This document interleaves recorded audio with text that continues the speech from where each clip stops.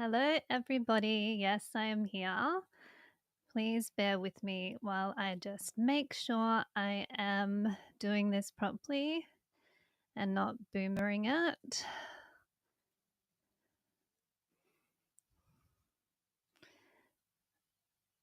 Okay. I'll just let a few more people to join in. Happy Sunday night. I am here in my favorite room in my parents' house in South Australia, my dad's reloading room. So I thought, what a better place to do this Q&A than in my favorite room.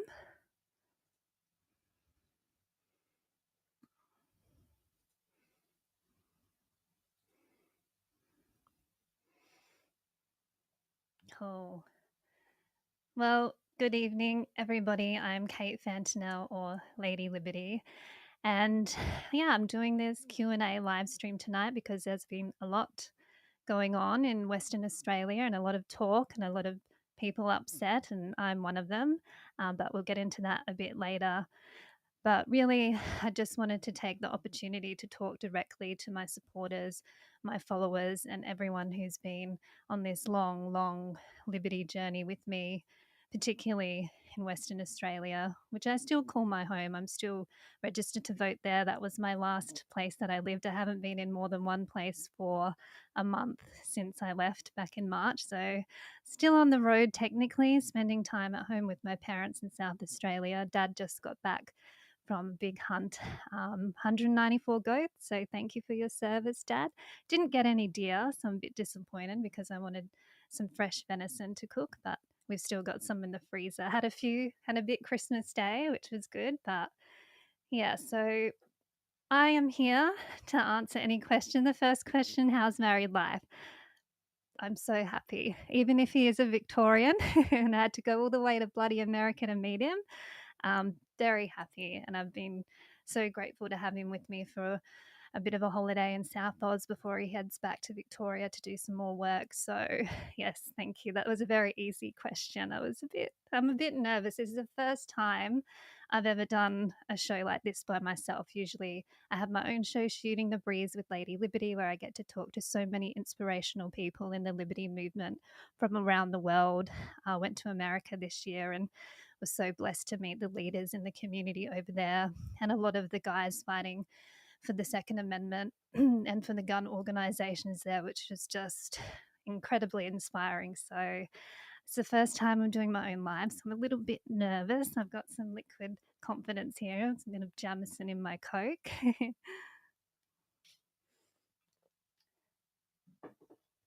But yes, so hello to everybody. I do have quite a diverse audience, so I just wanted to go through and say hello to each of you individually. Obviously, my biggest followers and supporters are shooters and hunters. A lot of you have been following me since my SSAA national days. I worked in the head office there for 5 years as the media spokesperson and lobbyist, going to Canberra, meeting with politicians, helping the SSAA state branches with a lot of their issues with legislations, regulations. I worked really closely with Ron Bryant, who was the president of SSAA for so many years, and helped him, especially with the issues with transporting firearms, which I know is still an issue there.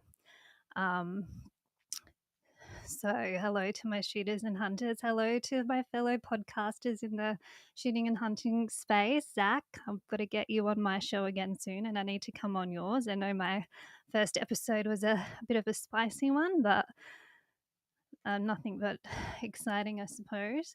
My legalized cannabis family. So, I am proud to say I'm a member of the Legalized Cannabis Party in WA, not in the other states. They're a little bit different over east, but WA, they're honestly one of the most inspirational parties I've had the pleasure of working with. Dr. Brian Walker, you're an absolute bloody legend. Everything you've done for shooters, it's so underappreciated. You do not get the respect that you deserve.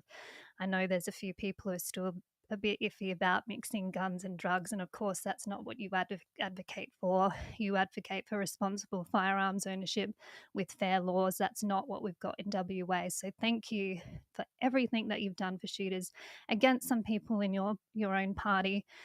You've stood up the whole time, and I know that you'll be a shining light when you get back in after the election. So, hello to my Legalised Cannabis Party, and thank you so much for your support. It means the world to me. Also, people who followed my libertarian journey, I did work, I'm honoured to say, I worked with Senator David Leyonhjelm with the Liberal Democrats. He's the Ron Paul of Australia. He's the most pro-gun politician we have ever had and will probably ever see at this rate. So I know a lot of people have been following me since that time in my life when I was the live chat girl or Lady Liberty live chat. So hello to everybody from that time in my life and my New South Wales libertarian friends. I was so grateful to be able to come in and talk to JR John Ruddick, who's a representative there in New South. And it was great to hear some of the work that he's doing. He is looking at bringing in a second amendment in the New South Wales Constitution. I know a lot of people are going to say, what does that even mean? It won't get through anyway. But it's about having that conversation and having it heard in Parliament, putting it on Hansard and putting it on the record that this is something that many Australians do want. So hello to my New South Wales Libertarian crew. Of course, Western Australia. So after Senator Leyonhjelm wasn't successful in the New South Wales election, I went across to Perth back in 2020, February 2020, just before the border closed, and worked for the Honourable Aaron Stonehouse, who was the Liberal Democrat member in the upper house there. So I worked with him during those terrible early 2020s with the pandemic, and some of the things that I saw go on in Parliament still haunt me to this day. So hello to all my friends in the Liberal Democrats in Western Australia, and of course my Senate campaign when I was the leader of the party back in 2022, contested the election as the lead Senate candidate for the party, had the support of the entire party and 10 amazing candidates, and Dr. Pete, my number two. So hello to everyone from that time in my life, and I'm happy to answer questions about what happened after that election, which is why I'm no longer involved in the party at all anymore. And of course, to the Victorians who are watching, of course, I went over there after the federal election to help David Limbrick get re-elected in that important election, devastating that Tim Quilty, who's my favourite Victorian MP, he didn't get back in. So that was devastating to see that happen on the ground firsthand. But it was so great to get out in Victoria. I lived in Ballarat for a bit. And get to meet so many Victorians there who were awakened to liberty because of what happened, especially in Victoria. My husband lived in Melbourne, so he's told me some horror stories about what happened there. So I'm grateful for all the support I still have in Victoria, despite what happened there. And my Queenslanders, I know I was only up there for a month in Townsville, sunny Townsville. Of course, I spent some time with Aussie Reviews. Um, the conversations we had, we should have just recorded the whole weekend because we were talking about, we share very similar views on things. And he's got his own opinions too. But I'm grateful that he is a friend and he's an advocate for shooters. So to my Queensland followers, sorry I wasn't there longer. I can talk a little bit about that too, but not as much as I like because I do have legal threats against me from what happened there. So, but I will say what I can because I believe in being transparent. Of course, I do have some American followers now after I went over there this year. So, hello to my fellow American crew. They just treated me with such respect and their passion for liberty and how they fight for their rights. It's just an inspiration to be able to meet, especially the people in the gun community there. One of my heroes, Marge Touré from Black Guns Matter. If you don't know about that organization, look him up. He is what I hope one day we can have in Australia is the people who are not afraid to stand up against the government at their own risk. And he epitomizes everything I wish the shooting organizations and representatives here could be. So maybe one day. And of course, the people of Western Australia. That's the only place, I said to my husband, the only place I would live in Australia is WA. That is my home. I am on my way back there still, despite everything that's happened. But this podcast is specifically for you because I feel a duty to the people of WA, especially what's happened with the gun laws, along with everything else. it's turned into a total police state. It breaks my heart, and I will do everything I can to help you. But at the moment, I'm not in a position to run. So let's have a look through the questions. Trying to scroll, boomeringer already. Yeah, I guess I'll just start because the main reason I wanted to do this podcast is I'll answer my own question first. I'm a bit cheeky that it's my show, so I can do what I want. I was in discussions, serious discussions, just after Christmas about running in Secret Harbour against Police Minister Paul Papalia. Now, these discussions were with some minor parties, and because of the position that I was in WA after I was not welcome with the Libertarians anymore, I did my best to meet with as many political parties, candidates that I could to build coalitions. And what I mean by that is anyone who wants to try to advance liberty, I wanted to work with. So I went to Legalized Cannabis 420 events. I went to Dr. Walker and met with him about the Firearms Act. I went to a Christians event as well because I believe in their right to freedom of expression and freedom of religion.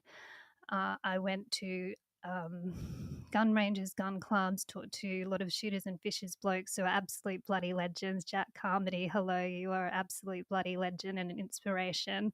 And it was great to finally talk to you today. So that's what I worked on when I wasn't involved in the party anymore. So I was in a unique position where I had a lot of minor parties who were going to support me if I ran against Police Minister Paul Papalia. Originally, I was considering running under a party banner, but in just the last few days, I thought it would be better to run as an independent and have the support of the other parties who pledged their support to me. So I wouldn't be aligned to one party, but I could have basically all these other minor parties endorse me without being under their banner. That's where I got up to, which is huge. It's unheard of to have different parties endorsing one person. The only time it's happened is in Victoria with Ian Cook when he ran against Premier Dan Andrews. So all the minor parties got behind him and his campaign because it was such a high profile seat and there was a lot of emotions and anger towards Premier Dan Andrews. And this, I see the similar thing in WA with Police Minister Paul Papalia because he has hurt so many people. The veterans community, after the high-powered gun ban, they were the biggest ones affected. Now we get to the point where we're restricted on the number of guns. Farmers are also upset now, individual shooters. So I got to the point where I could really make a strong campaign and run against him with the support of so many other minor parties. So that's where I was at. Unfortunately, well, the reality is I do not have the support of the shooting organisations in that state. And a lot of people have asked me which ones so that you know, and I can tell you. So SSAA Western Australia, back in my Senate campaign, even though I worked for SSAA National, even though I've done 5 years in political advocacy and lobbying at that level, even though I had a great relationship with Ron Bryant from SSAA WA, they did not even reply to my emails and phone calls when I asked them for help. So I most of you might remember, I went to Paul Papalia's office with my signs, give gun owners a fair go, tried to deliver it, was kicked out, blocked on Facebook. So I did all of that campaign, including funding it by myself with generous direct donations from individual shooters. I had no support from SSAA WA despite asking.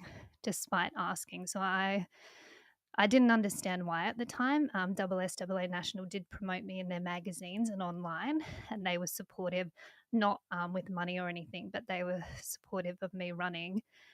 But I didn't get a reply from SSAA WA at all, and that has continued.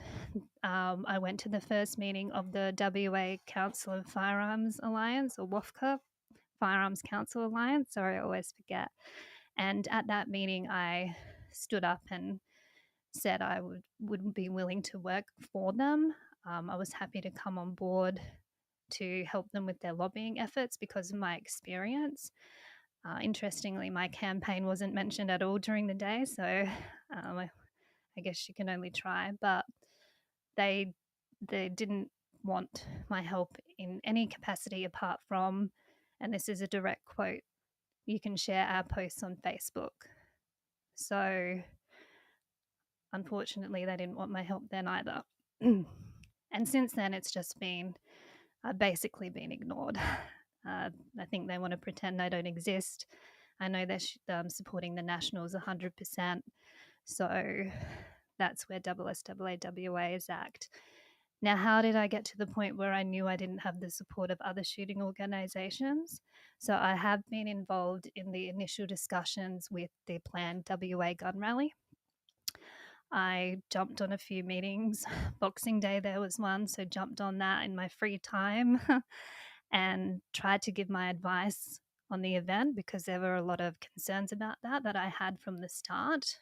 And unfortunately, none of my concerns have been listened to. And then when I went public, after trying to advise them and help them and create an event that shooters would want to attend, uh, I ended up being ignored again. And it got to the point where I was getting so many messages. So I put out a statement saying, I was going to be the MC. I'm not anymore. This is why. And then after that, Shooters Union made it very clear that they wouldn't support me in any capacity and, in fact, attacked me in a recent meeting when the topic was brought up. Personally and professionally attacked me, I'll have to say. So that was very devastating to me. And yeah, so if I didn't have the support, basically, if you don't have the support of the organizations who are the ones with the money, the ones who are able to reach more people than I can on my profile, the ones who can get the message out, the ones who can mobilize shooters, if I don't have the support of them, my campaign will ultimately fail because I can't do it alone. I did it alone in my Senate campaign with the support of my party, which is a small minor party. All the minor parties know it's very hard to run a party on the smell of an oily rag. They don't have money to throw around. You rely on big donors. And this time around, I looked at the situation, and even though in my heart, and I'm so devastated that I cannot, and I'm not in a position to run against the police minister because I feel that it's my duty. I feel I could be effective. I feel that's what shooters deserve. But when you are up against the establishment and the organizations who don't want to help a voice who is there standing up for them, I couldn't do it. I couldn't do it. So that's where I'm at recently. And I've got a few questions coming through, none of them about WA so far, so that's okay. So someone has asked, what do you think Trump's inauguration will mean for us in Australia down the track? Yes, I think I'll be getting up at 3 a.m. Tuesday morning to watch that event. It is a historical day, as much as I have my issues with Trump, like all of us probably do. I actually think it'll be bad for Australia because I think America will just boom under him. He's a businessman. He runs the country like he is a businessman, whether you like him or love him or hate him. So I actually think Australia will find our dollar's already suffering if you've been following that. So I have concerns that while America will prosper, Australia will keep going down this downward trajectory that we're all on at the moment. So happy days for America in some regards. There are some things I don't agree with that he's going to do because he's a nationalist at the end of the day, America first, and you do have to have an element of that. But I'm more of a free market, free world person. So we'll see. We'll find out very shortly. David has asked, David Linehelm was a breath of fresh air. Why is he no longer active? For the same reasons I'm not active in the libertarian movement, I think you'll find David. So I actually went up to New South when I was there recently and had dinner with him and his lovely wife Amanda, and it was so good to catch up. He is a friend of mine. He's a mentor and he's a friend. Um, but he hasn't been treated well by the party either. Um, I think a lot of people have this habit of when they join the party, they don't realize how much has gone on or what people have done before they arrived. So they think the world starts or the party has started when they walk through the door. So I think there was an element of that. And unfortunately, he's not involved anymore. He is enjoying retirement and he deserves it. So he's happy at least. And I think one day there'll be a point where he gets back involved again, but he has to have the support. It's all about support. And there are factions in the party, especially the Libertarian Party, that don't align with him or us anymore. And that is a big part of it. So he's not part of the bigger faction that controls that party at the moment. So that's where he is. Somebody has asked, get PRL to invite the Black Guns Matter guy on for an episode. He has been on before. March DeRay's been on PRL, I think once before. I've got to get him on my show. I did do an interview with him when I was in DC. So you can watch that on my YouTube channel. But I highly recommend Marge Toure. Look him up, all the shooters. He's a bloody good guy. Someone has asked, so when do you and Antic run as a coalition ticket in South Australia and start the Free State Project here? Kidding, but not really. Yeah, Senator Antic has done some bloody great work, and that's at the risk of being disendorsed by his own party, which that almost happened to me during my Senate campaign. I had a few high-profile Senate candidates who didn't want me on the ticket anymore, so I know how it feels. He's doing some great work in South Oz, so yeah, I should reach out to him and see if there's anything I can do to help. Good question.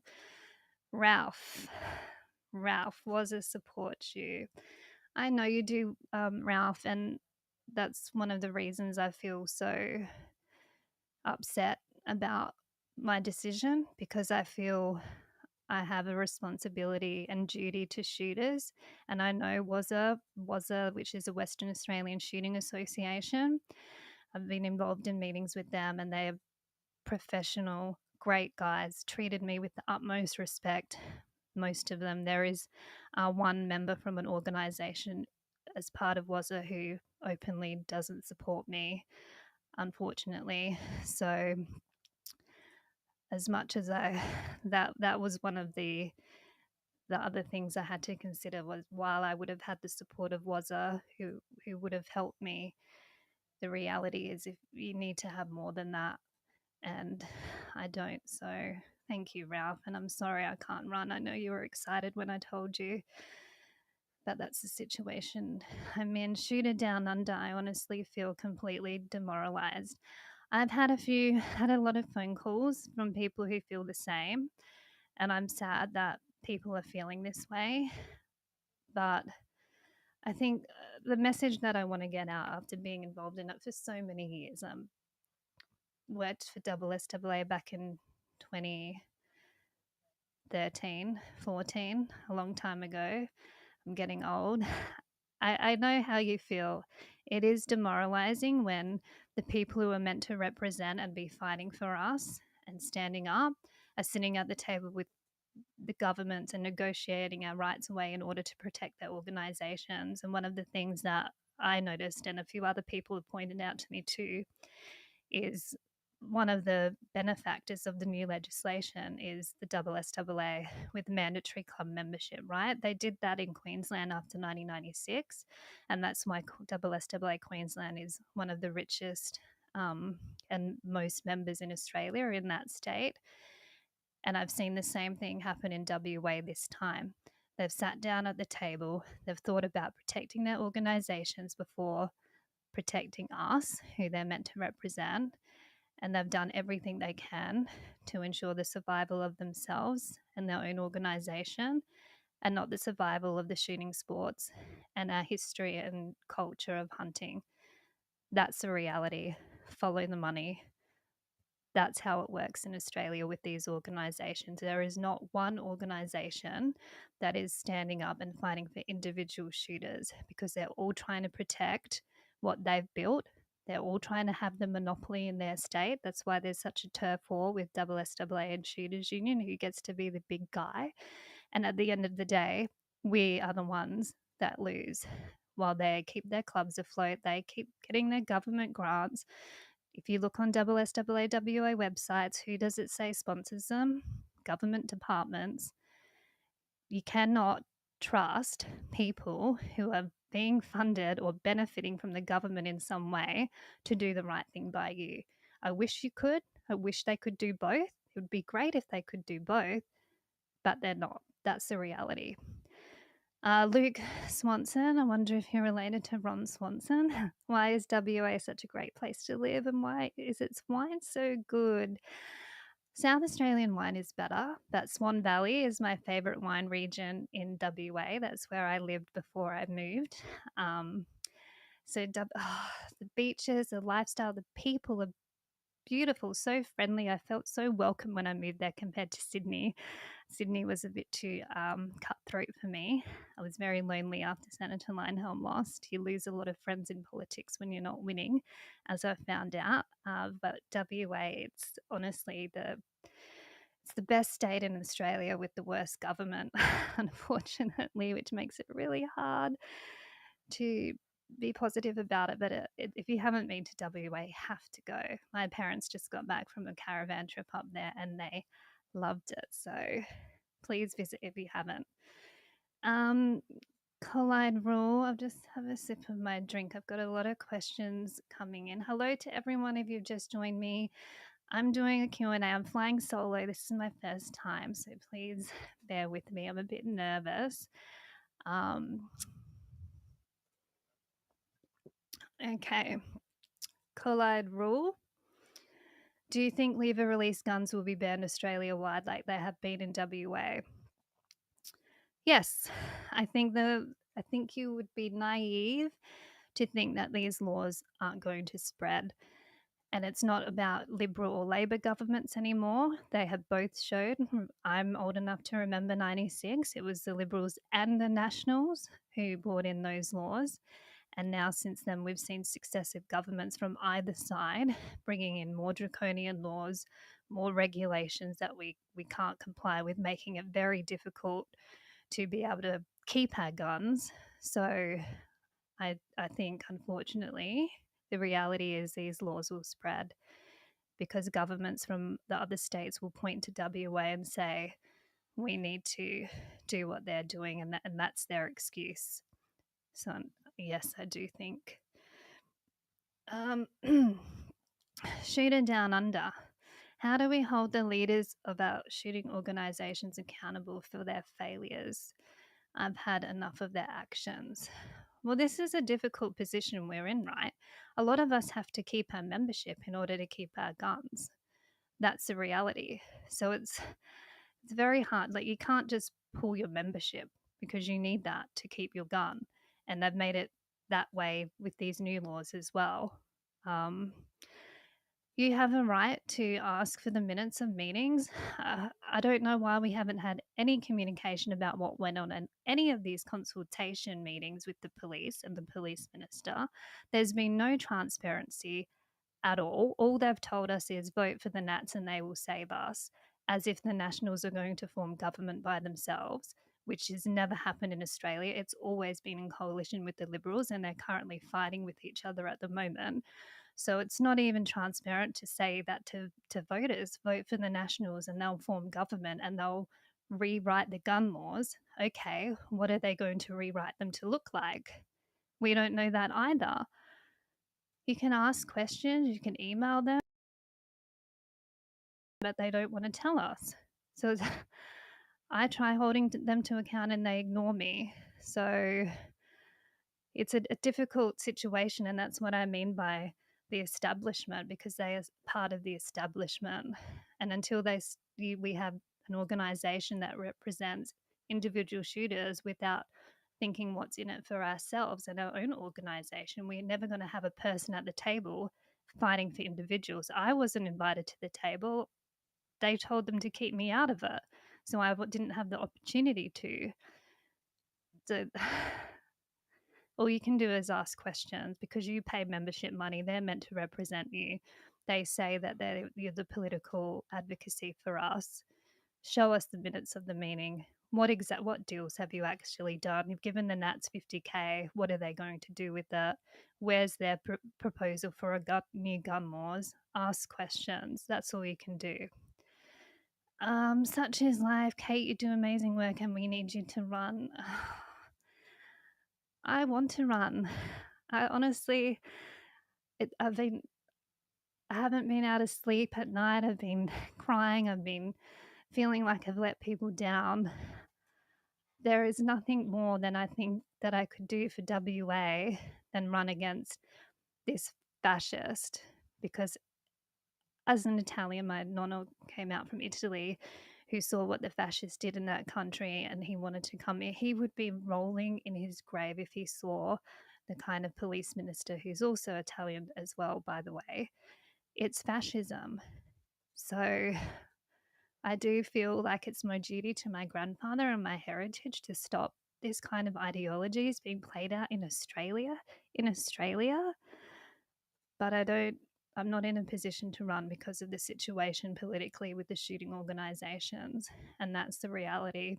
As much as I know I would have the support of individual shooters, and so many people have messaged me and contacted me, and that's made it a little bit harder as well, but for me to deal with my decision. But running in such a high profile seat when I would get smeared in the media like I was in my Senate campaign.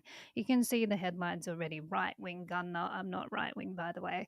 Right wing gun nut wants American laws here, and they'll have a picture of me holding an AR-15 on the front page. Like, it would be, I would get all the attacks, all the personal attacks, which I'm already getting from Shooters Union anyway, but I'll be getting it from both sides. And I can't. My last Senate campaign took such a toll on my mental health and physical health because I was so public with what I believed in. I was smeared in the media. I copped it. I got death threats. I got told I should have been aborted at birth, all this horrible stuff. So it's not an easy thing to do. And I cannot do it when I have my own people actively against me. I cannot put myself in that position again.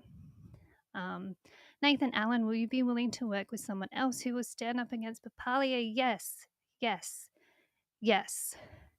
So at the moment in that seat, there's only two candidates, Paul Papalia from the Labor Party and the Liberal Party guy. Why aren't the Nats running anyone in that seat? If they're meant to be the ones standing up for shooters, where's your bloody candidate running against the man who's in charge of these laws? Where's your Nationals candidate, Fitzy, Steelo? You guys going to throw your hat in the ring? You don't want me to do it. You guys going to do it? Come on. Where's the people with the balls to run against him? I would in a heartbeat if I got a phone call from SSAWA Shooters Union saying, yep, Kate, we need you to run. We support you. Not going to happen. We'll give you money to your campaign because you need money to run a campaign in this country. You can't do it without resources. So yeah, if there's anyone who does want to run and who is in a position to run and who knows that they will have the support and won't be actively campaigned against, absolutely. And if anyone who's listening thinks they know someone or thinking about it, please contact me, because we do need to run someone in that seat. I couldn't believe it when I looked at it. No one, none of the minor parties. I know Shooters and Fishers let that seat go because they wanted to support me in that seat, and I'm sorry that I've let you down. Legalize Cannabis too left that seat for me to run, and I know I've let them down. The Christians, I've been trying to get back to them, and I haven't had time. My phone has been running off the hook. I don't know where they stand on the gun laws. That's my only question. But yeah, if we can find a candidate that unites everybody, as much as I thought I was doing that, if we can find someone, absolutely. And please contact me and I'll do everything I can to support you, because we need someone to run against him. At the moment, it's a two-horse race, and we know the Liberals have said they're not going to reverse the gun laws. So at the moment, we have no pro-gun candidate running against Papalia and Secret Harbour terrifying. And what message does that send, by the way? What message does that send when the shooters, the shooting organisations, cannot find someone or do not want to support anyone who puts their hand up to run? That to me tells him that he doesn't have the opposition and he can do whatever he wants. And that's a message that we're sending. Terrible, terrible optics. Another message. What would be the best tactic to try and stop the erosion of all our rights? Federal law change or state change to show how it could be done on a micro level.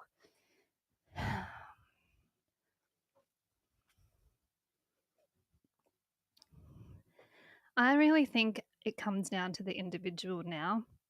We need to be advocates for ourselves. So, and what does that mean?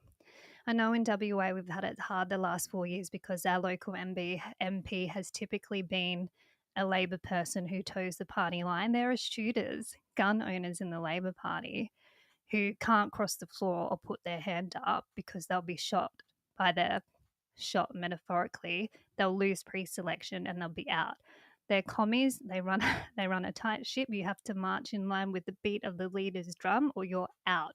That's what commies do. So it's been hard to be able to tell people to contact your MP. And yes, it does have an impact, even if you know that they're not on our side. They do take into account how many emails, messages, phone calls they get from shooters, because that does form their election campaign planning. If an MP knows they've got 10,000 shooters in their electorate and they've all messaged him saying we're pissed off, then that person would try and do things behind the scenes to protect himself, not because they're trying to help us, heaven forbid. So that's how politics works. So I think when after the election, when we have new people in there and old people and a different upper house, as soon as you know who your local member is, email them. I want to meet with you about these gun laws. This is how it's impacting me personally, professionally. This is what you will see on our farms, especially those who own properties. The damage that is going to come from these gun laws to people's properties because they won't have the ability to do their pest control or culling because the new laws are making it so extreme and so hard to be able to do that. Tell your member that this is the result of these laws and we need this change. You have to let them know that is the solution politically. Just having another drink. My throat's getting sore from talking so much. It's much harder doing it by yourself. And hello to everyone who's joined in. I'm doing a Q&A. Ask me anything. Okay.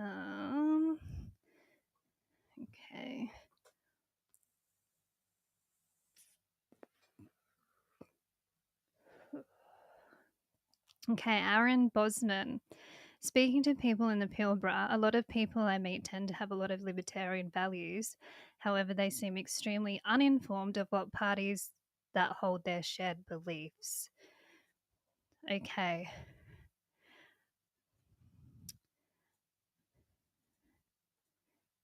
Well, it's not really a question, it's a comment. And I would have to say the best way to find out if a party or a candidate hold their shared or your shared beliefs is, well, firstly, what are your key issues? What are the issues that you're most passionate about and will vote on? And ask that we've got an election coming up. There's candidates out there at the moment who are desperate to get elected. Send them an email or find them on social media and ask them, what's your position on X, Y, and Z? Because I need to know to make an informed decision with my vote. So if you don't know, that's the other scary thing, what parties hold their shared beliefs. Political parties seem to go with whatever the way the wind changes, especially the Liberal Party, I'll have to say. They used to be a party of principles of Robert Menzies and they're not anymore. So it's sad that you don't actually know what the values of the major parties are anymore, and especially when they seem to blur into one big behemoth party that makes the state bigger and bigger. And that's another thing that I've found in politics is when candidates or politicians don't have guiding principles and they don't even know what they stand for, that is very dangerous because they can go with whatever's popular at the time, even if it's not right. And that's something that I do have to say. True libertarians, not the current iteration of the Libertarian Party, but the Liberal Democrats from David Linehelm's era, you knew what you were going to get. And I remember when I was working for Senator Linehelm and Aaron Stonehouse, the politicians who would come to meet us about a bill already knew our answer because they knew our principles. So, and that parties that don't have principles or candidates that don't have principles are terrifying. Terrifying. Okay, Tony Wilson. What if we focus less on self-defense and more on having less bans of our rights of ownership of what we already have? Less bans.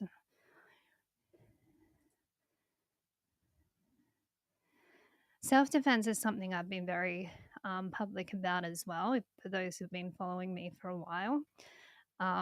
So I believe that people should have the right to defend yourself with whatever means necessary.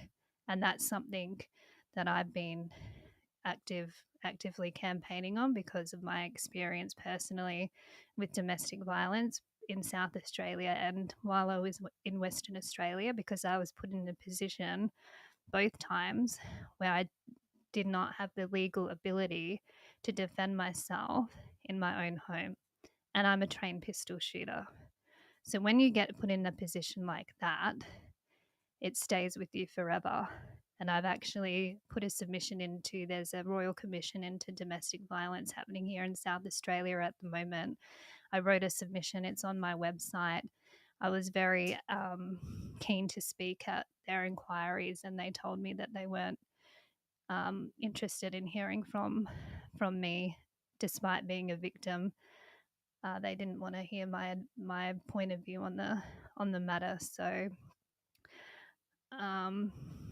but self-defense is the other thing. The other idea I had for self-defense, I'll just throw it out there, is in Texas, I spent some time in Texas, and they have the ability there to, if someone did something to your daughter, for example, the dad has the legal right to go to whoever that person was to his house and has a right of reply. We don't have that in Australia. So one of my ideas for self-defense is we have so many licensed firearm owners who are responsible people. They're the most responsible people you probably know. If you need a hand with something, you can ask them and they'll help you. So my idea is community helping each other. So if you don't want to give everyone the right to self-defense because you're worried not enough people know how to handle a gun and it will take forever for people to learn those skills, is to have those who are already in the community who are licensed firearm owners kind of be the defenders of the community. Because in my experience, the police, when they arrived, it was too late and harm had already been caused to me. But if I had a neighbor who could have helped me, it would be about the community protecting each other. That's something that I would advocate for. But instead, we see that gun owners are being disarmed, told that they can't use them for anything except for what's listed on the license.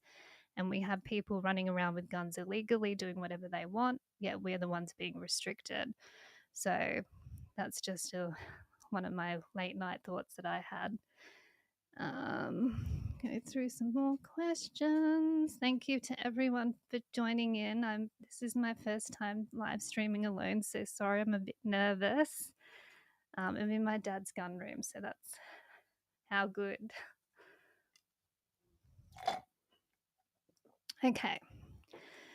Liam said it's very sad that we can't unite to fight these tyrants. The government overreach is just rampant. That is the saddest thing about this whole story. WA government is tyrants. Paul Papalia is a fascist. He's built a police state in the last 4 years specifically. We are the people, they are meant to serve us and they're not. No one is holding them to account. and we're the ones who lose at the end of the day. So, good comment. I agree with you, and it's bloody devastating. Oztran Hunter.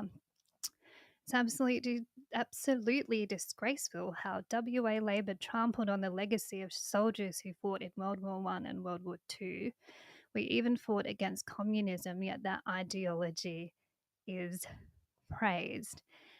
It is absolutely disgraceful what they've done to the veteran community there. They were the first ones that they attacked with the new gun laws, with the high powered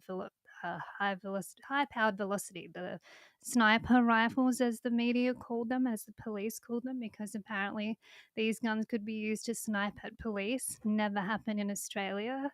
Don't know where they got that idea from. But yeah, the veterans have just been treated disgracefully, and I received messages when that happened, and it was just devastating to hear the stories, because they go out to the range, the veterans, to shoot long range rifle because that's what they did in the army and that's what they're good at. So they would use that as a form of relieving stress, talking to their mate about their experience. And yet the government that these blokes went over, and women went over to serve for our country, are the ones being disarmed when they've done nothing wrong, and they're trained how to use these guns, and suddenly they're deemed a criminal and have to hand these guns in for destruction. It wasn't even hand them in for destruction. Police Minister Paul Papalia wanted to send these guns to the front lines in Ukraine to arm Azov battalion. So that's the mentality of the fascist government there, is they don't see any problem in treating people who have done nothing wrong and who serve that country. They don't see it, that they actually think that that's fine, and it's not fine. My heart breaks for the veterans community. Police Minister Paul Papalia is also the veterans minister, so there's a lot of pissed off veterans out there, and I can see why. It's. I agree with you. It's terrible, terrible.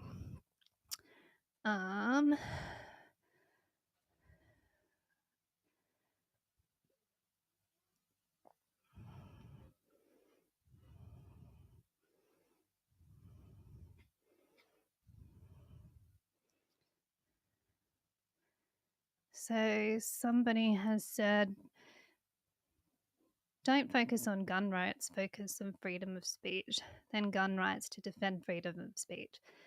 I agree. And one of the things I've been frustrated about with the freedom of speech debate, which of course has been another battle waging, especially at a federal level, is how do you defend free speech when you don't have the means to defend free speech? The new wave of libertarian candidates get very nervous when you ask them that question because they don't want to talk about guns. But that's the reality. And that's even what they said in America. The first right that they asked for is free speech. This very second right, in the next breath, the ability to defend free speech. So you can't have one without the other. I'll just have a look more.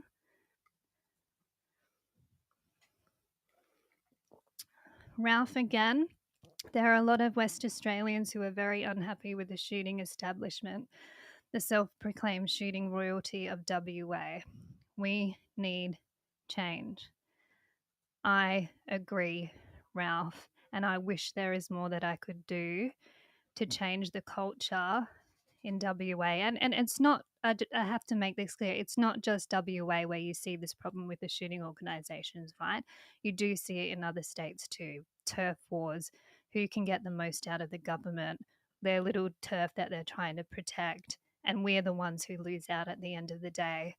I don't know why it changed so much and so quickly in WA, because when I worked with Ron Bryant, I thought he did a great job and he did a lot of good work, and I never saw that side of him where it was about what he could do to protect himself, his interests, or just the organisation. He was very vocal about he wanted to serve the shooters, and that's what I think it should be. People who are leaders need to serve their communities. That's what politicians should do too, not serve their own interests or their own parties or their own factions or their own ideology. Serve the people they represent. The same thing in any organization. serve the people you are paid to represent. Unfortunately, there seems to be this culture, and especially in the shooting community, where people are too busy protecting their own vested interests and protecting their own patch of grass instead of protecting the principles and the next generation of Australians. And that's something I spoke to Jack Carmody about today is we're a bit younger.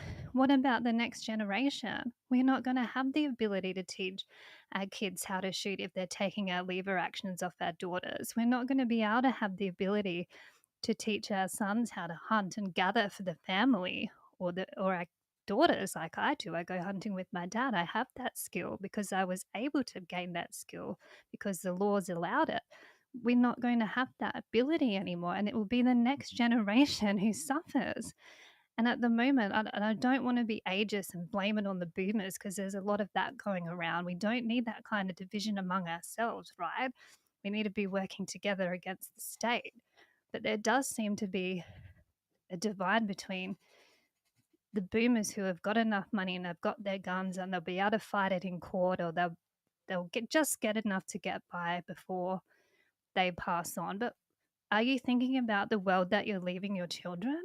And are you concerned about, like Aussie Review said, the last Australian shooter? Because his prophecy is starting to come true. So, as leaders of the organization, I beg you, can you please think about that? What are you leaving for the rest of us and for the next generation? Or do you just not care because you'll be okay? You get to keep the guns you want and your organization will be fine. What about us?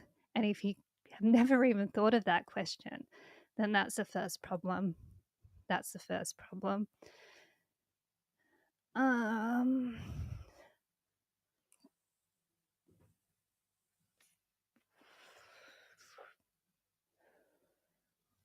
okay, Team Wenham. If WA loses the election to Labor again, and at the federal level too, Wifey and I will most likely leave Australia. You're not the first person I've had say that to me, and that is heartbreaking too, because a lot of us came here because of immigration from other countries after the war. Like my grandfather came here after World War II to this beautiful country that he loved, called himself Australian. Didn't want to be Italian anymore. He was an Aussie because he just loved this country. And I'm in a similar position. I don't see what I my husband and I, we don't have the great Australian dream because it's not in our reach. And a lot of that is also because of my choices in life with politics. That's put me in precarious positions, including being unemployed, homeless, and destitute in Queensland. So I understand how you're feeling.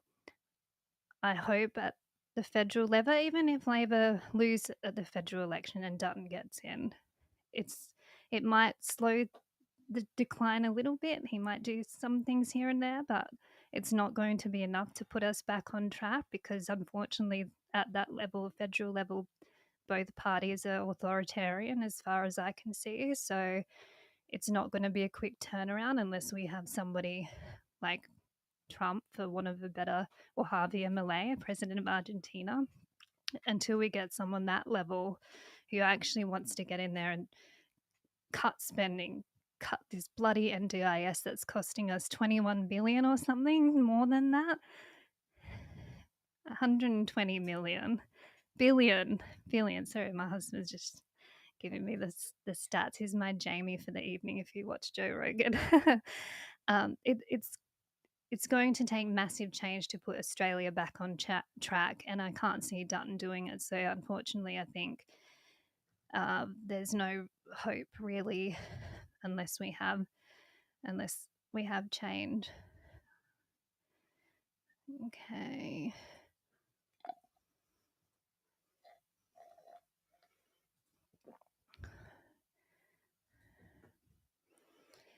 Ralph again. Thanks for watching, Ralph. What's your advice for Waypol that has a piss poor 15% recovery rate of stolen firearms? They should be aiming for a 100% recovery rate. And this is a lie that we were sold it back in 1996, remember, that registration would help the police solve firearm thefts, which it never was about, by the way, but that's what they told us it was for. And now we see the stats 15% recovery rate from stolen firearms. It was never about the individual licensed shooter, it was all about control. So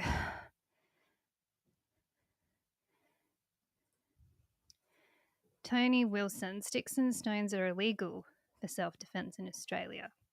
We would all be safer and less crime if we could lock and load. I think it should be self-defense with whatever means necessary. And whatever that is, that's what necessary. When you're in a situation when you're being attacked in your own home like I have been, you want to be able to make sure that anything that you grab, whether it is a pistol or pepper spray or a cricket bat, you want to make sure that it's not going to come back on you and you're the one facing charges when you're defending yourself and your property in your own home. It's called castle doctrine. I know the Caddis Party, at my advice, put up a castle doctrine act there, but they didn't say by any means necessary, and they weren't including firearms in that. So I don't consider that castle doctrine. True castle doctrine is a man's home is his castle. He should be or she should be able to defend it with whatever means necessary. Full stop. That's how the law should be written. You don't need any caveats or only equal force, which it is currently now. Which, how do you say equal force? A man's punch is going to be typically stronger than a woman's. Equal force laws of bullshit. It should be by whatever means necessary. Full stop.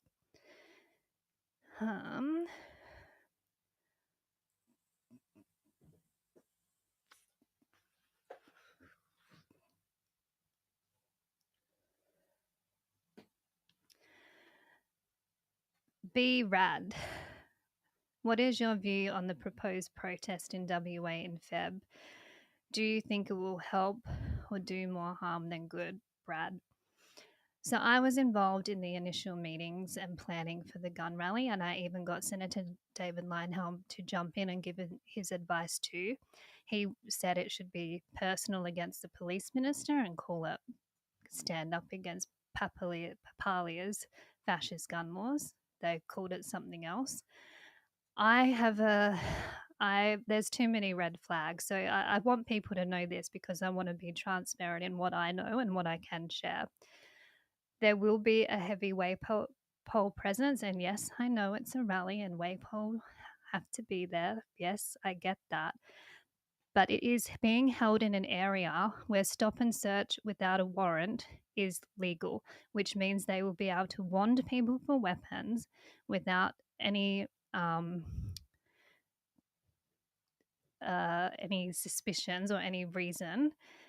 And there's CCTV cameras in the area. They'll be photographing attendees of the event, similar to the freedom rallies. If you ever went to one of them, I spoke at a few of those. But I knew that I would be filmed and police were taking photos. But since there's new laws here that gives the police the ability to stop and search without a warrant and warn people in that particular area, I'm very concerned about the individual shooters and those people who attend that rally being put on a database that the police will look up when these new laws go live in March on who to go to and knock on doors first. I think there is too close involvement with Waypol. They have been too heavily involved in it, so much so that I'm calling it a Waypol event. If you saw my meme the other day, it should be for the people and what the people want. I've suggested that it should be held in a private venue where you can control who comes in and who goes out, where the police don't have the powers to stop and search, where they're not even allowed inside, really, if it's a private meeting. So I will not be attending the rally. I'm devastated about how it's all turned out because I was so excited when I first got the call about it. Biggest rally since 1996. That's what I envisioned. I was going to be the MC. When they came back with the proposal I was only going to be allowed to read from a script. That's not my style. I'm not going to be censored or be used as a puppet for an organization who is putting on an event without listening to what will actually help the people of WA a month out from the election. Because even if they get a crowd of 1,000 like they're expecting, the media will take the worst picture of the craziest guy there. And by crazy, he could be just wearing a come and take it shirt, which I was going to wear. And that will be on the front page of the newspaper. The crazy right wing gun nuts want their guns back. Like, it's not going to elicit sympathy. Rallies are to try and convince the public or get public sympathy, right? This rally will not do that. I don't even know what it will achieve apart from bad media, bad press, and putting individuals who attend at direct risk from the information WAPOL will gather out of it. So I've seen a few other of the social media guys in WA saying similar things, that they don't think it's a good idea. And I beg the organisers of this rally to consider the optics and the damage it will do to the shooters in WA who deserve better. Now is not the time. You could have done it months ago. You could have done it a year ago. Doing it a month out from the election without in a public space where people can be stopped and searched without a warrant and wanted, it's not what the people want. So please, it's predominantly organised by Over East with one person on the ground doing all the work. I feel sorry for him because he's under so much pressure and stress to make this event work, but it won't in its current format. So I honestly beg the organisers to just take a step back and think what it will achieve for WA shooters, because it's not going to achieve anything good. That's my honest belief, and I'm devastated. My dad was going to drive over for it. He was so excited when he heard about it too. And I know a lot of people want something like this. They want to stand up. They want to have the ability to have their voice heard. We did have that amazing petition that Nick Gorian put out from the Liberal Party with 32,000 signatures. So we have built in WA that they know we're angry. We don't need this event a month out from an election to embarrass us and to do harm to the cause, more harm than good. That's my honest opinion. Des P. Has New South Wales style appearance laws been snuck into the regulations in the Cat D section? So appearance laws are the bane of my existence. They're the worst laws on the books in Australia. There's even been independent studies around the world saying that appearance laws are a terrible way of regulating things. And if you don't know what appearance laws is, guys, it's the police have the ability to categorize certain firearms based entirely on their appearance, not by their action or their caliber or anything like that. It's just how it looks.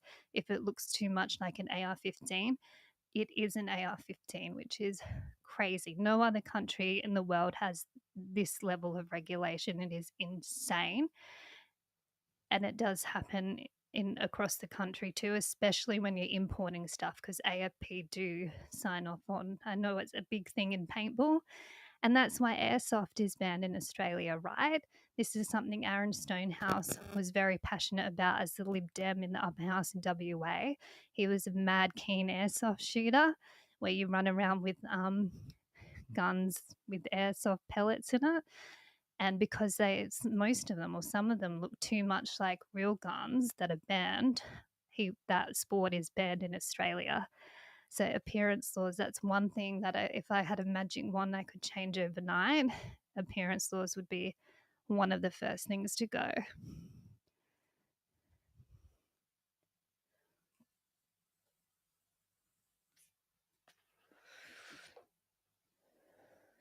So Gary has said he's going to the rally because he appreciates my concerns, but the numbers will tell Labor something. I have no choice. I have to stand up on this issue. You do have a choice, Gary. Everybody has a choice. If you're just worried about sheer numbers of people turning up, I remind you of the petition of 32,000 people so they know that we're angry. I'm concerned that because of the format and the venue, which gives police total surveillance and stop and search powers, that's what I'm concerned about there. So go if you want, just know that it will be at a risk to you. Someone else that says Aussie Reviews has encouraged us to attend, albeit a month ago. Now you're discouraging us. Is Aussie going? Does anyone know if Aussie is going? Is anyone from the organisers from over east who are involved in this? Neil Jenkins, are you going? See, this is the thing. Are these people going to turn up? Or are they happy sitting over east telling Western Australians what to do a month out from the election? And I'm not discouraging people to go. Everyone has freedom of choice. I would never tell anyone what to do. I'm not a dictator like that. I'm just outlining my concerns. And if you've missed those, you can go back and listen to this after, because I've gone through my concerns with the rally, particularly with the police presence and their ability to photograph the event.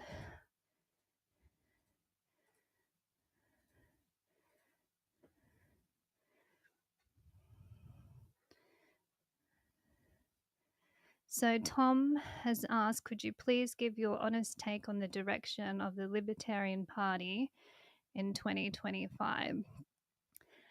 Sure. So since I was excluded from the leadership after the 2022 federal election Senate campaign because the party wanted to go in a different direction and didn't want my help anymore, it's become crystal clear to me that the Libertarian Party has now attracted ex-Conservatives members, ex-Liberal Party members. The current lead candidate for the Libertarian Party in Western Australia was Zach Kirkup, the Liberal opposition leader at the last election. If anyone remembers him, he's the one who gave up on the election early, said he wasn't going to win, and he came out with the green energy policy. I have a long memory, I remember everything. So their current candidate is an ex-Liberal person who is uncomfortable talking about the gun issue. Like I said before, Senator David Leyonhjelm is not involved in the party anymore because there is a new faction running the show that do not align with my values and David Leyonhjelm's values.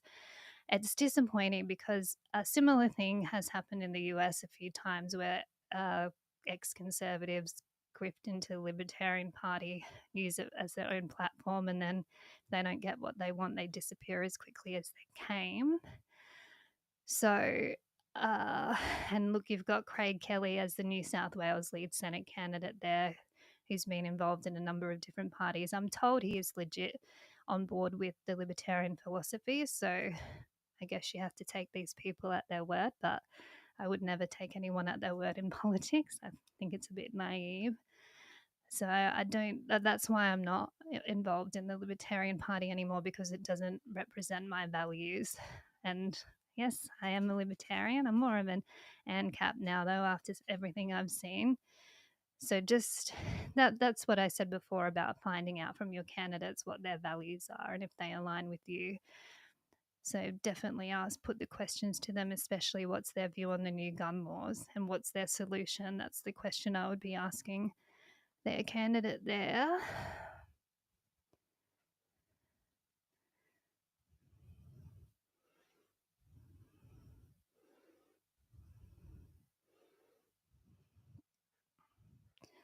Please feel free to ask any questions. I've still got a 3 to go. Getting tongue-tied now. It's hard talking by yourself this long. I don't know how these streamers do it.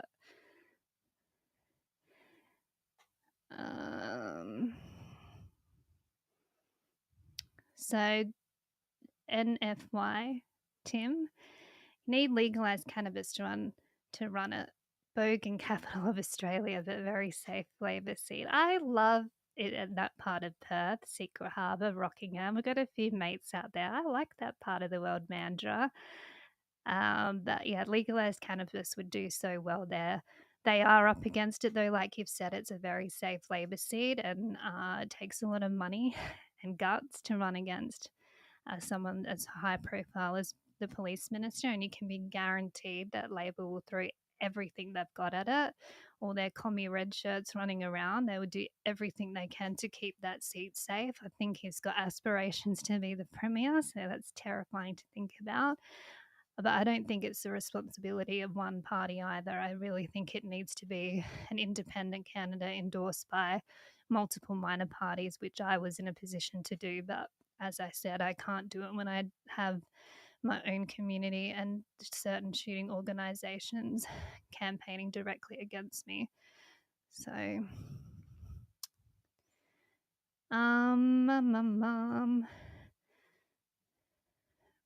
LJ9669. Well said, Kate. As a veteran, I'm disgusted in Australia and WA specifically. I'm glad I left, to be honest. The police state of WA sickens me.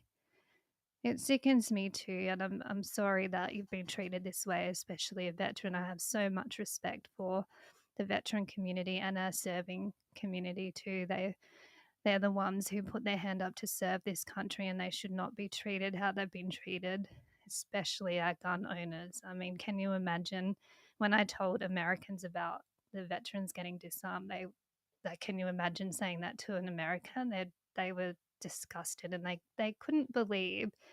One thing I remember, they couldn't believe, they picture Australia as this paradise where we're all tough crocodile Dundee and, fair go, mate, and she'll be right. And they could not believe that. They saw what happened during the pandemic, and it was crazy to them to see the lockdowns and the control of the borders where people were put into camps before they could go home.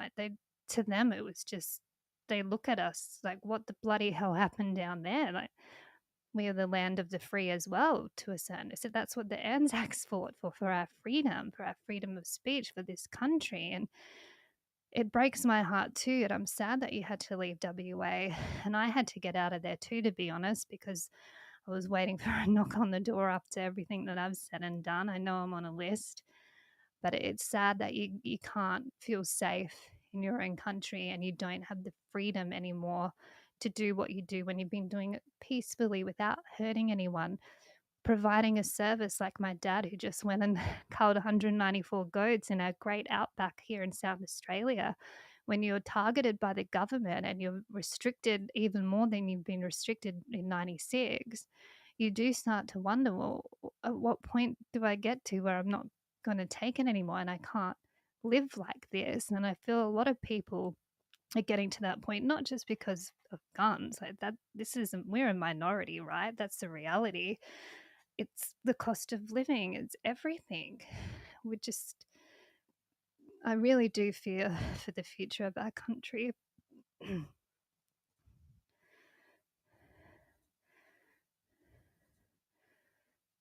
Yeah, Aussie named Dylan. Aussie was right about how shooters act, and it's not going to affect me. If it's not going to affect me, it's all good. I also think it's been a failure of leadership of our organisations as well, because we pay them money to represent us, or they say that they're going to represent us with that money. I know SAA National have the Legislative Action Department that I helped resurrect when I was there back in 2014, and our whole purpose was educating politicians, lobbying for fair changes to the law, and holding the line. Basically, don't let it get worse. And since I left, I haven't seen that political advocacy. And I know they've had a change in CEO, so we'll see what happens there with Tom Kenyon in charge. But I really do hope that the organisations with the money find the right people who know how to negotiate, know how to advocate, and know how to lobby. And I think it's just been people who don't have the right skills. And that's the other thing. A lot of these people are also volunteers. Like, yes, some of them get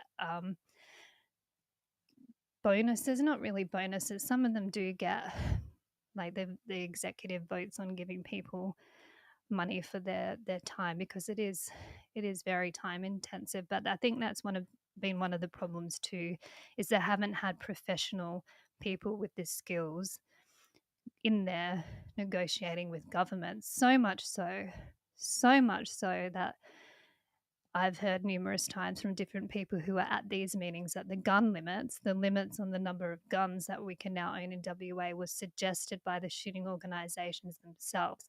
Now, whether that was a trap where the police would just innocently or curiously ask me, how many guns on average do your members own? Or, what's about the average, like whether it was worded like that and they fell into the trap. If a question ever came up like that to me, I would say it's irrelevant. We're already restricted because of magazine capacity, barrel length, appearances. Now we're getting down to the number of actual guns we own. How has that ever been a problem? Like, I would have shut the conversation down and not given them anything, because you give them an inch and they'll run a mile. And I think that's because they haven't had the right people in the room advocating for the everyday shooter. I think that's been a huge problem with the whole consultation process. The swing state, minor parties have to unite. People love being locked up. Yeah, I've heard this a few times now, and Senator Gerard Rennick has spoken about this too. I know he's formed his own party and he got a bit of flack for that, even though that's his prerogative. The problem with minor parties is that they have big personalities running the show and they want to protect their own turf, similar to the shooting organisation. So I don't think it'll ever happen in Australia. You've got too many egos and too many people wanting to be the saviour and not putting what the people want first.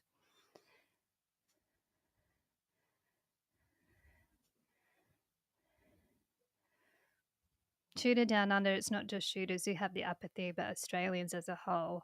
I agree. I think Australians have been pathetically apathetic when it comes to the political process and educating ourselves on exactly what we're voting for. And that's also because of that's the way the system's designed, right? They don't want us, they'll say, we'll give you this for free, we'll give you that for free. We're distracted by all the shiny things that we don't actually look at what's in their policy documents and what does it actually mean and think through the process.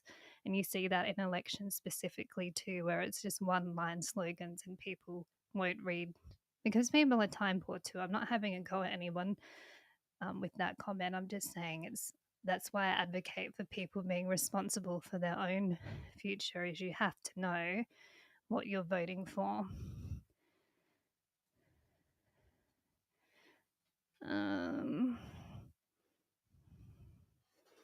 So Ralph again has said it is astonishing that we now live in a country state like WA and the public is in fear and concern about having a WA police dossier created because someone disagrees with the government. It appears to be a reality. Put Labor last.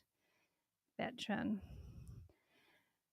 Yeah, that's the other thing about this rally is I don't want people to think that it's right that they should be scared to attend.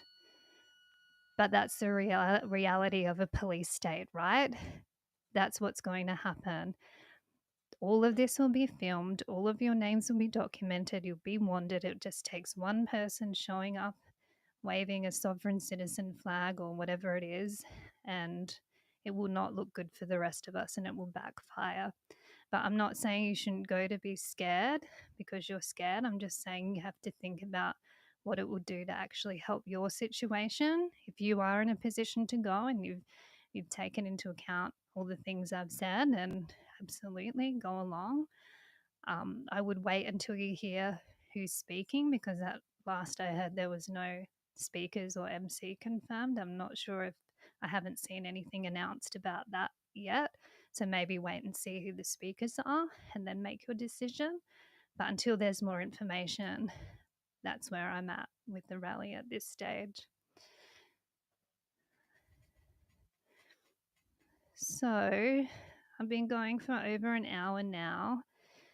I think I am going to. Oh, there is Merv. Merv, what's your stance on the rally yet? There seems to be a popular opinion that will only work against us because of possible political plans to show us in the wrong light. That's the other thing. That wasn't anything I thought of, but someone did raise this concern that there is the possibility, the very real possibility, that there will be either Labor plants, police plants, or someone planted in the crowd with nefarious intentions that will make it bad for everyone. So you can't control that. And that's why I come back to, like, yeah, let's do an event. Great. let's do it in a controllable environment where we can vet who comes in. We can keep the police out as much as we can. We can have our own safe space to be able to talk openly about how we're feeling and what we want to achieve at the election. To me, that would be a much better way for everyone to do it like that. That's my suggestion.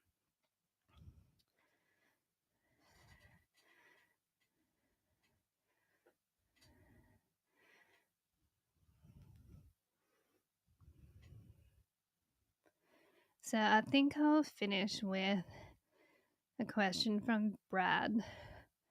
And he said, sadly, it seems pretty hopeless at this point. So where to from here?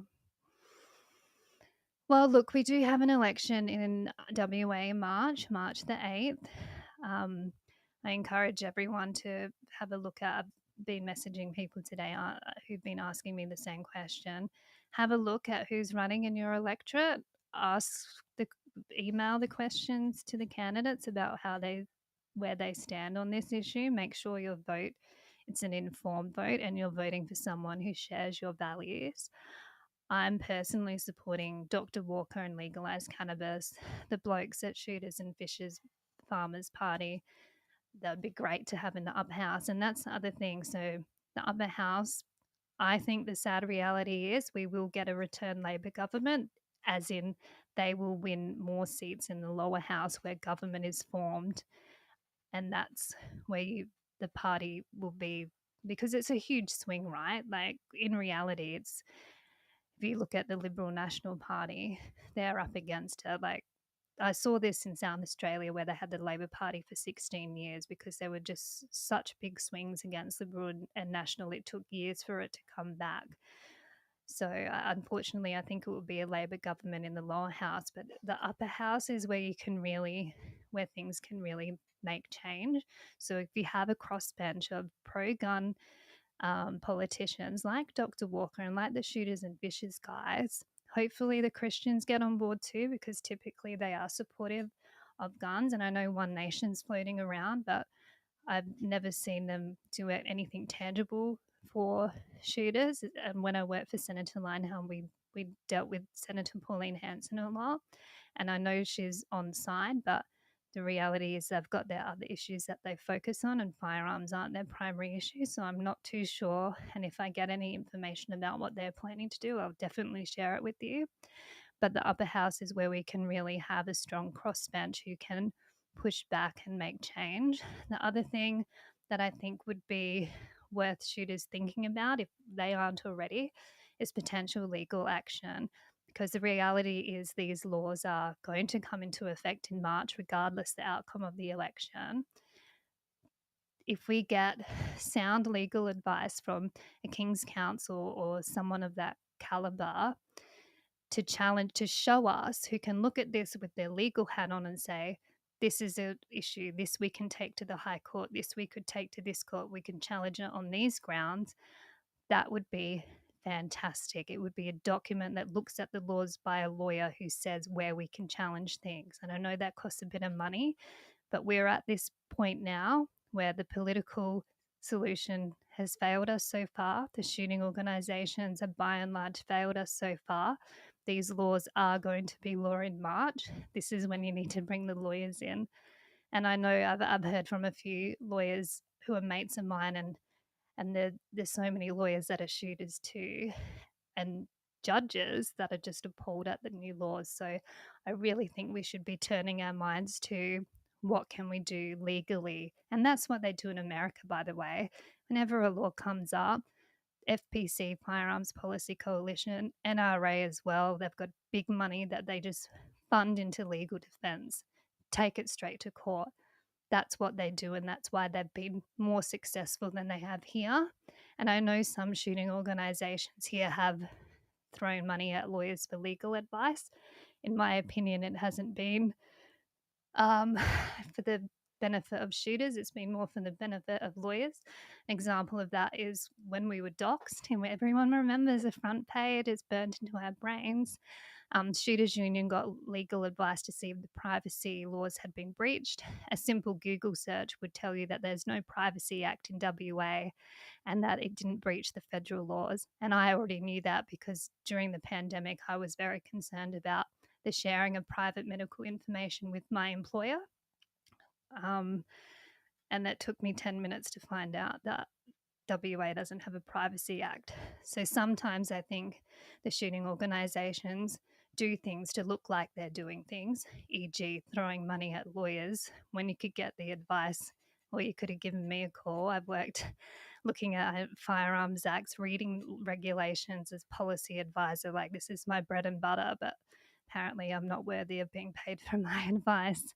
So I really think the time will come that we need to find a legal solution, because there's only so much we can do at this election politically. And like I said, it will be the upper house where we can make real change.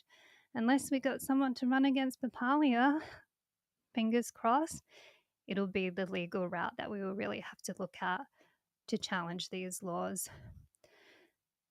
I'll just check if there's any more comments before I log off. Sorry if I seem a bit exhausted and all over the place. It's been a big few weeks, big year, really. Although it's like that for me every year. And I just wanted people to know, and when I got the call to run for a minor party that I respect, and I'm sorry that I've let you down again, my exact words were, I feel it's my duty. And I still feel it's my duty, and I'm devastated that I'm not in a position, after all my years of service and dedication for the cause. It's cost me a lot personally and professionally. If you watch my live stream with Aussie a few days before Christmas, I spoke quite candidly about the position I was in Western Australia following my Senate campaign. It was not a good time for me, and I found it really hard to get back on my feet. And then after what happened in Queensland too, it was just another blow, which came when I was dedicating my service to the cause once again. So I'm sorry to everyone that I've let down, and who knows what the future holds. But you can be guaranteed I will be doing everything I can to continue my work and my mission to do what's right. And I spoke to my dad before. He didn't know any of this was going on because he's been up hunting, lucky him. And he just read the statement I put out on Facebook, and he was devastated for me too, because he knows it's my vocation and it's my passion. And I haven't chosen the easy path, but yeah. Anyway, I think I'm going to wrap up now. Hopefully that's answered a lot of your questions. I will probably do another one soon. I'll keep doing my show, Shooting the Breeze. And yeah, thank you. Thank you from the bottom of my heart to everyone who's reached out and supported me, and your kind words. That's when I wake up every day, that's who I think about. It's what's best for the people and how can I help the people. That's what drives me, not political ambition. I don't want to be a politician. I've met enough of them. There's only a very few good ones out there. That I will do whatever I can for our country, because it's getting a lot worse. And who would have thought that we would be in this position in 2025 after what happened in 1996? There's no justification for these laws. There's no reason why they should be treating us like that. They are meant to serve the people. They are serving themselves and their own agendas, their own ideologies and their own factions. And the people are the ones who suffer. And that's what keeps me up at night. I don't want people suffering. So I'll keep doing what I can for the fight. Thank you. Thank you for tuning in. Sorry, it's hard to feel like I've been rambling all night. But yes, thank you. And I'll talk to you guys again soon. Thank you.